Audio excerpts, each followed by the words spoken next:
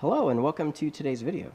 So it's a nice, uncharacteristically warm day today. 67 degrees in January 21st. That's like unheard of in Illinois. But anyways, it's nice and warm, so I'm taking advantage of the sunlight today. It's a little rainy here and there, but not too bad. I took the battery covers off of the, motor controllers out, battery covers on the front and back battery box so I can get at the old gel cells, and I'm going to take these guys out today. There are 5 or 7 of them in the front here, so there's 1, 2, 3, 4, there's a 5th one back there, 6 and 7. They're all connected in series, and before you laugh at this is an afterthought connection. Originally they were hard connected straight across because there's actually enough room for both of these to go right next to each other in a row with just a bit of copper in between, and that's how I had it originally, but the vibration caused that connection to fail on this one down there and down there. So I ended up with this, and that lasted for many years. So you do want some flexibility in your connections. You don't want them to be rigidly coupled. The vibration just from it moving down the road causes issues. Back here you can see there's a circuit breaker. So that takes care of the front battery box. There are 2 wires that run back. Originally this vehicle had 3 parallel stacks of 12 batteries in series. So there's 36 40 amp hour batteries in it. Sorry, I have a little bit of a cold.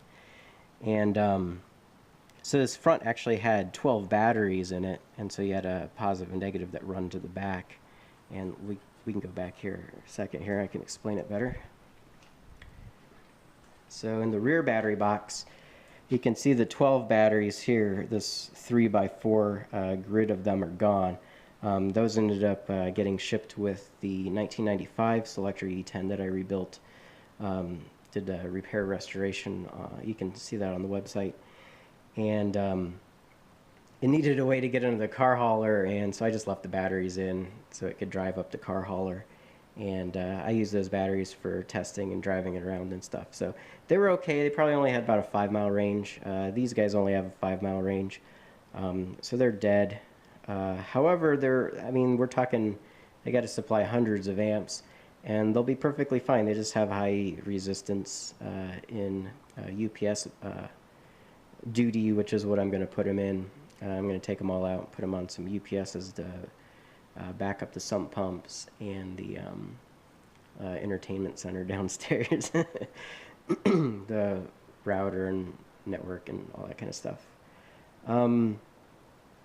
But yeah, you can see they're gonna get all taken out here. But like I was saying, so when I redid it, so originally I had 36 batteries in here, 36 12-volt 40 amp hour batteries. So that gave me 120 amp hour capacity.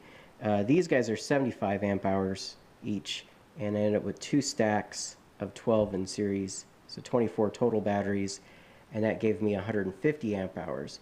So that was a 30 amp hour increase, which equates to about an extra 15 miles of range. So that was really good. But when I redid it, I needed a way to, originally all 3 red wires went into here, and then all 3 black wires went to the common negative.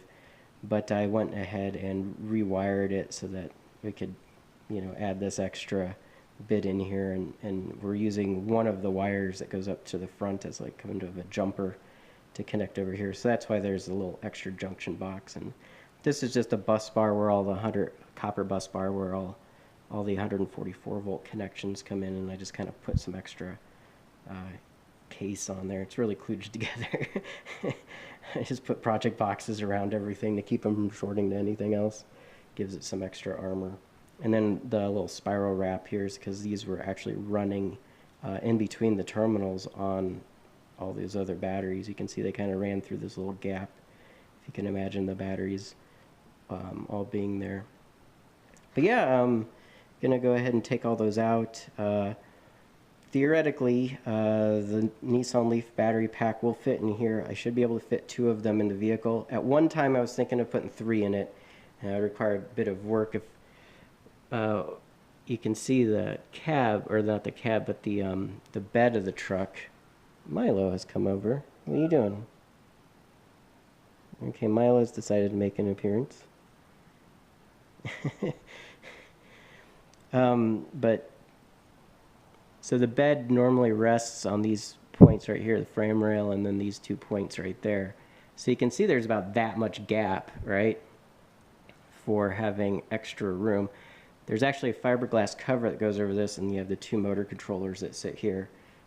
They're down. I've stored them back here, so you can recover about that much extra space, and that would allow me to put a whole nother leaf pack in here. However, I'd have to re-engineer. I'd have to design a new cover, and then I'd also have to make some mounts, because I was thinking at the time I could come off of this as the tire holder, but I don't have a spare tire because the drive shaft runs through there now since they flipped this around.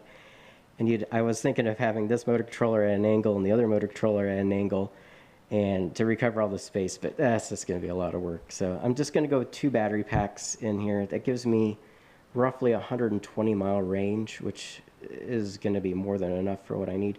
Originally, I only had a 60-mile range, and I got maybe got up to 100 I'd say about 75-mile range when I upgraded to the gel cells. So going from that to 120-mile range is going to be really, really good.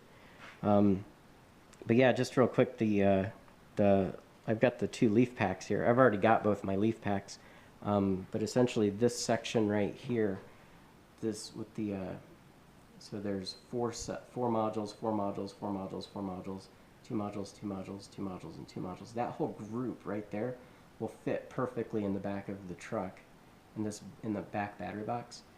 This group will fit in the front battery box after I take out the 4 modules, or there's 48 modules here, and I'm going to take 8 of them out because I need 40 in series. And same with this, I'm actually going to combine everything in here, so I'm going to have a stack of 5. So it'll be a stack of 5, stack of 5, stack of 5, stack of 5. In one section, that'll be 150 volts. And then you're going to do the same thing on this side.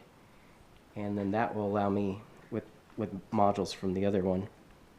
So I can have 2 of these groups stacked on top of each other. That'll fit in the front battery box. And then 2 groups of 20 like that in the rear battery box here. So that should all fit. I'm short about the length. I'm good. Width, I'm short about 1.5 inches, but the way they've got it, there's a big gap in between the 2 sides where they've got that pillar that comes through, which holds the fuse and emergency disconnect and all that. So if I take that all out, I think I can squish them together and get it all fit in there. So hopefully it'll all work. But yeah, progress is slowly being made.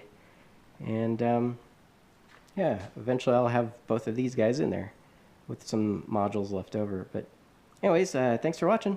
Bye.